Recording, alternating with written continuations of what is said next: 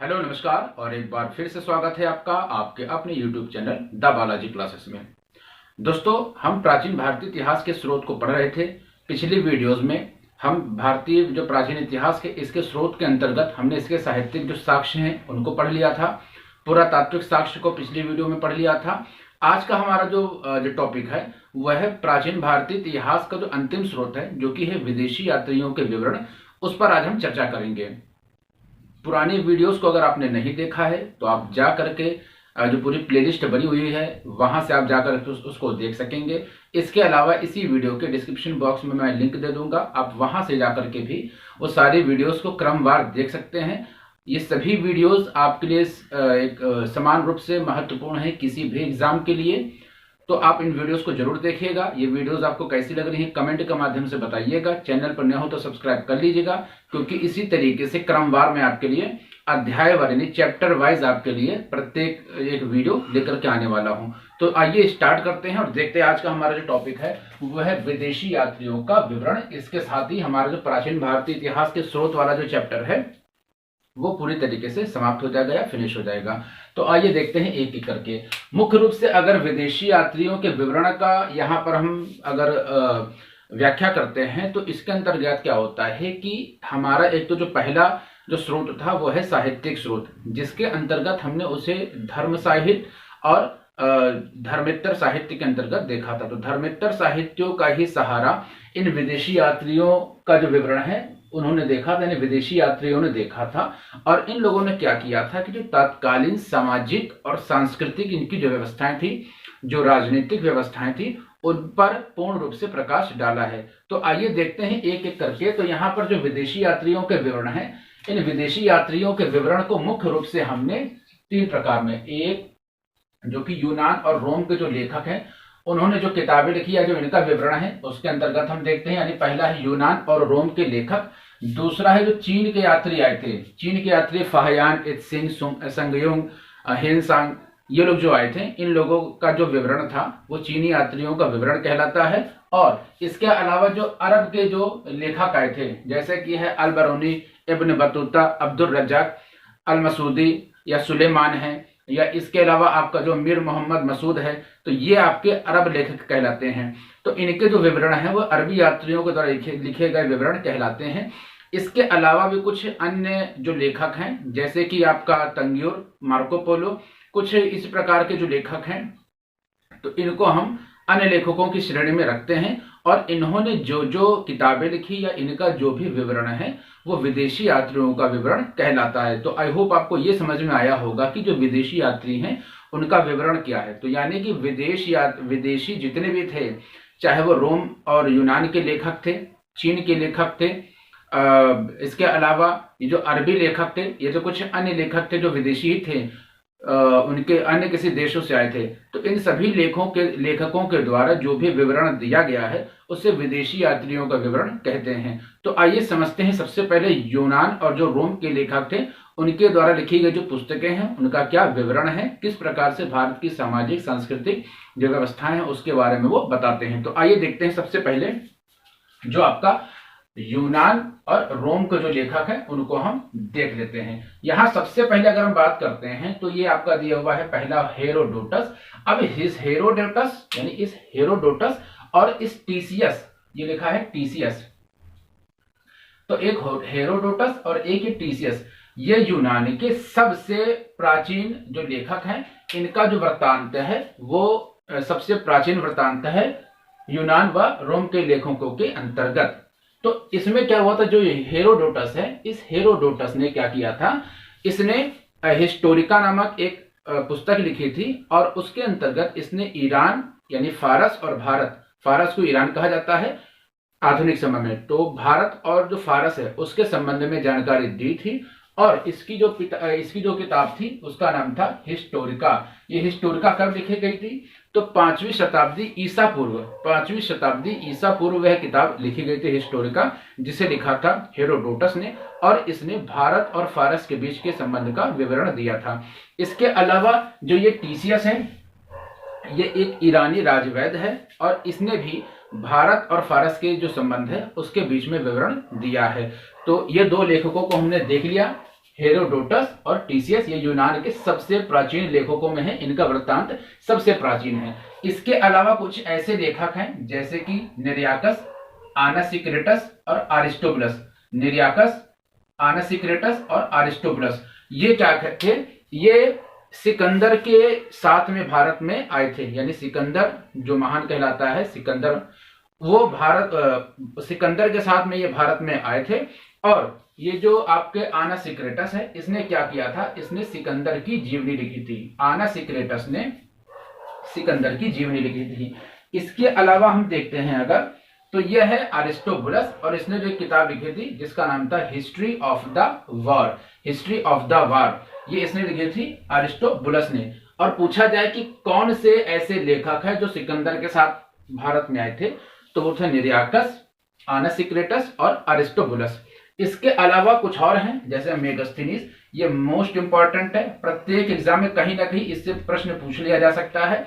इससे ये प्रश्न पूछा जा सकता है मेगास्थनीज से कि मेगास्थनीज कौन था? तो सेल्यूकस निकेटर का ये राजदूत था। सेल्यूकस निकेटर जिसकी पुत्री हेलेना, जिसका विवाह चंद्रगुप्त मौर्य के साथ में हुआ था। तो इसके दरबार में जब सेल्यूकस निकेटर चंद्रगुप्त मौर्य से हार गया था, तो मेगास्थनीज को इसने भेजा था चंद्रगुप्त मौर्य के दरबार में, और चंद्रगुप्त मौर्य के दरबार में इसने एक पुस्तक लिखी थी जिसका नाम था इंडिका। और इसने तत्कालिक जो मौर्य समाज है उसकी सांस्कृतिक, सामाजिक और आर्थिक जो भी विवरण थे, जो राजनीतिक विवरण था, उसको दिया था इस मेगास्थनीज से। तो इस मेगास्थनीज को मैंने आपको क्या बताया, इसने इंडिका नामक पुस्तक लिखी थी और मौर्य समाज की सामाजिक, प्रशासनिक और सांस्कृतिक इसने विवरण दिया था। किसने? मेगास्थनीज ने। इसके अलावा हम देख लेते हैं जो एक था ये प्लिनी। ये प्लिनी इसने क्या किया था कि लैटिन लैंग्वेज में या लैटिन भाषा में इसने पुस्तक लिखी थी जिसका नाम था नेचुरल हिस्टोरिका। नेचुरल हिस्टोरिका, इस नेचुरल हिस्टोरिका के अंतर्गत जो भी भारतीय पशु थे, जो भी पक्षी थे, पेड़ पौधे थे, या जो कुछ खनिज सामग्रियां थी, भारतीय पशु पक्षी, खनिज पौधे, इनके इसने इसका विवरण दिया है, इनके विषय में जानकारी दी है। इसके अलावा इसने भारत और इटली के साथ जो भी व्यापार था उसके विषय में भी जानकारी दी है। तो यहां पर हमने देखा कि जो प्लिनी था इसने लैटिन भाषा में क्या लिखा है? नेचुरल हिस्टोरिका नामक एक पुस्तक लिखी है। इसमें भारतीय पशु पक्षी, पेड़ पौधे और खनिज पदार्थों के विषय में जानकारी दी है। इसके अलावा भारत और इटली के साथ जो भी बिजनेस था, जो भी व्यापार था, उसके विषय में भी जानकारी दी है। इसके बाद हम देखते हैं टॉलमी। तो टॉलमी ने क्या लिखा था कि दूसरी शताब्दी ईस्वी में, यानी ईस्वी की दूसरी शताब्दी या लगभग 150 ईस्वी में इसने पुस्तक लिखी थी भारत का भूगोल या ज्योग्राफिका। भारत का भूगोल आपको लूसेंट वगैरह में भारत का भूगोल करके लिखा मिलेगा, किसी अन्य किताबों ज्योग्राफिका इस तरीके से या ज्योग्राफी इस तरीके से लिखा हुआ मिल सकता है। तो इसने ज्योग्राफी नामक पुस्तक लिखी थी। और इसकी जो ज्योग्राफी है ये क्या है? प्लूटार्क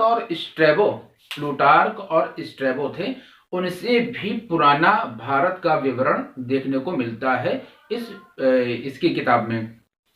तो यहां पर हमने टॉलमी की ज्योग्राफी के विषय में बात कर ली। इसके बाद हम देखते हैं डायमेकस। तो ये सीरियन नरेश था, जो नरेश एंटियोकस का ये राजदूत था और बिंदुसार के दरबार में आया था। बिंदुसार के दरबार में आने के बाद इसने यहाँ पर मौर्य समाज को देखा और इसकी पूरी व्याख्या करी। इसने मौर्य समाज की सामाजिक और सांस्कृतिक जो भी विरासत थी उसके विषय में व्याख्या करी थी। इसके अलावा एक और है जो है डायोनिसियस। ये मिस्र का नरेश था टॉलमी, और मिस्र का नरेश टॉलमी द्वितीय था। टॉलमी द्वितीय फिलेडेल्फस नाम याद रखिएगा, 2-4 बार आप रटेंगे याद हो जाएगा आपको नाम। टॉलमी द्वितीय फिलेडेल्फस इसका राजदूत था और यह अशोक के दरबार में आया था और अशोक के समय की जो भी राजनीतिक और सांस्कृतिक विरासतें थी, जो भी सामाजिक व्यवस्थाएं थी, उसका इसने विवरण दिया हुआ है। तो इस प्रकार से हमने देखा कि जो भी अशोक के समय का जो मौर्यकालीन विवरण था ये दिया गया था डायोनिसियस के द्वारा और डायमेकस के द्वारा, जो कि बिंदुसार के दरबार में आया था।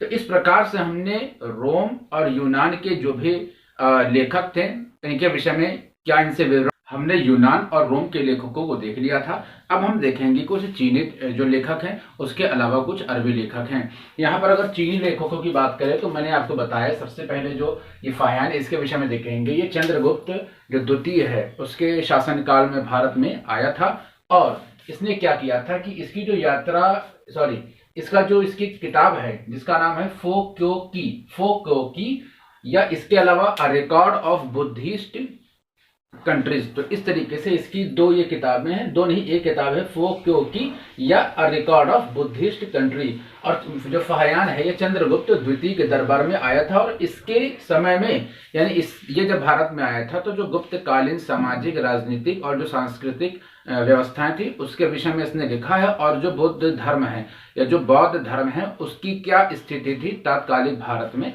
उसके विषय में भी इसने विवरण दिया हुआ है। तो इसके विषय में यानी फाह्यान को हमने देखा यह जो चंद्रगुप्त द्वितीय के शासनकाल में भारत में आया था। इसके अलावा अगर हम देखते हैं जो ये सुंगयन है सुंगयुन कहीं कहीं पर दिया होता है 518 ईस्वी में ये भारत में आया था और ये 3 वर्ष तक ये भारत में था या इसको 3 वर्षीय इसकी जो यात्रा वृतांत भी कहते हैं। और ये क्या किया था इसने 3 वर्ष जो बौद्ध ग्रंथ थे उसकी जो प्रतियां थी बौद्ध ग्रंथ की प्रतियों को इसने एकत्रित किया था 3 वर्षों के अंदर जो जगह जगह घूम करके। तो ये 3 वर्षीय यात्रा जो वृत्तांत कहलाता है सुंगयुन का जो कि 518 ईस्वी में भारत में आया था। इसके अलावा हम देखेंगे वेनसांग। तो वेनसांग ये क्या था ये हर्षवर्धन के शासनकाल में भारत में आया था और जो वेनसांग की यात्रा वृत्तांत है इसको बोलते हैं सीयूकी। तो एग्जाम में सीधे पूछा जा सकता है कि वेनसांग की यात्रा का वृत्तांत क्या कहलाता है तो सीयूकी कहलाता है। इसके अलावा एक और जो चीनी यात्री था जिसका नाम था इत्सिंग ये 7वीं शताब्दी में भारत में आया था। इत्सिंग 7वीं शताब्दी में भारत में आया था। तो इस प्रकार से हमने कुछ जो चीनी यात्री हैं उनकी यात्राओं का विवरण जिन पुस्तकों के माध्यम से है क्या उसकी व्यवस्थाएं थी उसके विषय में हमने देख लिया है। अब हम देखेंगे कुछ अरबी यात्री थे। जैसे सबसे पहले हम देखेंगे अलबरूनी को। अलबरूनी का इसका जो कि इसका पूरा नाम है अबू रहमान मोहम्मद इब्न अलबरूनी यानी अलबरूनी का पूरा नाम भी पूछा जा चुका है। तो अबू रहमान मोहम्मद इब्न अहमद अलबरूनी इसका पूरा नाम है और यह क्या था ये महमूद गजनी के साथ में यानी महमूद गजनवी के साथ में भारत में आया था। इसका जन्म चूंकि 973 ईस्वी में हुआ था जो ख्वारिज में है खीवा जहां पर है खीवा प्रदेश वहां पर इसका जन्म हुआ था 973 ईस्वी में। इसके बाद इसकी जो किताब है ये मोस्ट इंपॉर्टेंट है। इसकी किताब का नाम है किताब उल हिंद या तहकीक उल हिंद। किताब उल हिंद या तहकीक उल हिंद इसमें क्या किया गया था इसमें भारत एक खोज करके या भारत के विषय में इसने बहुत सारी जानकारियां दी हुई थी अपनी इस किताब उल हिंद या तहकीक उल हिंद में। और यह अरबी फारसी और संस्कृत इन तीनों भाषाओं का बहुत अच्छा जानकार था। इस प्रकार से हमने यहाँ पर अलबरूनी की कुछ किताबों के बारे में इससे जुड़े कुछ फैक्ट के बारे में देखा है। इसके बाद एक और अरबी लेखक था जिसका नाम था अल मसूदी और इसने मुरुरज जहब करके एक पुस्तक लिखी जिसमें इसने राष्ट्रकूट के जो राजाओं थे उनके शासनकाल की व्यवस्था का वर्णन किया हुआ है। इसके अलावा जो सुलेमान था इसने प्रतिहार वंश के और जो पाल वंश के शासक थे इसके विषय में इसने जानकारी दी है सुलेमान ने। इसके अलावा एक और लेखक था जिसका नाम था मीर मोहम्मद मसूद।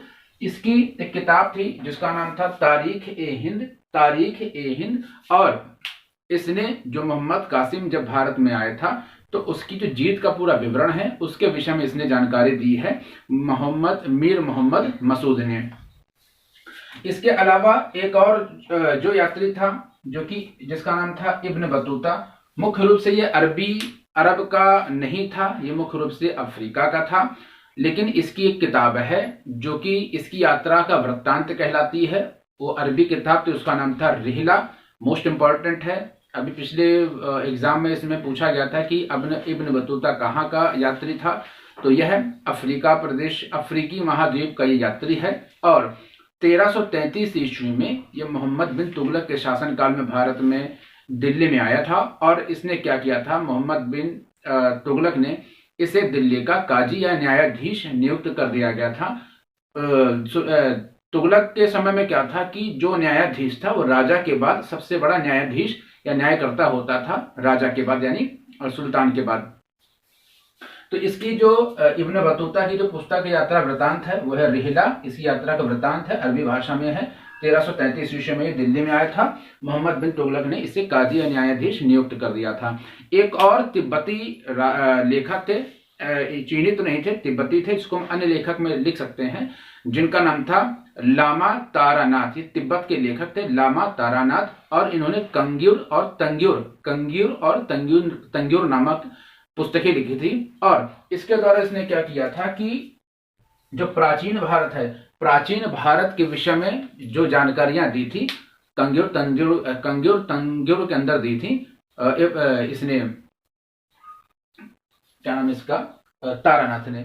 तो इस तरीके से हमने देख लिया कि जो भी चीनी यात्री थे, अरबी यात्री थे, इसके अलावा हमने जो रोम और यूनान के जो लेखक थे उनके द्वारा कौन कौन सी पुस्तकें लिखी गई, क्या विवरण दिया गया। तो इस तरीके से हमने प्राचीन भारतीय इतिहास के स्रोत को पूरी तरीके से समाप्त कर दिया है। आप इन सभी वीडियोस को फॉलो करिए। वीडियोस आपको कैसी लग रही हैं इसके विषय में आप कमेंट के माध्यम से बताइएगा। चैनल पर नए हो तो सब्सक्राइब करके इन सभी वीडियोस को अपने सभी दोस्तों संग शेयर करेंगे। तो मिलते हैं आपसे एक और नए वीडियो में, तब तक के लिए जय हिंद, जय भारत।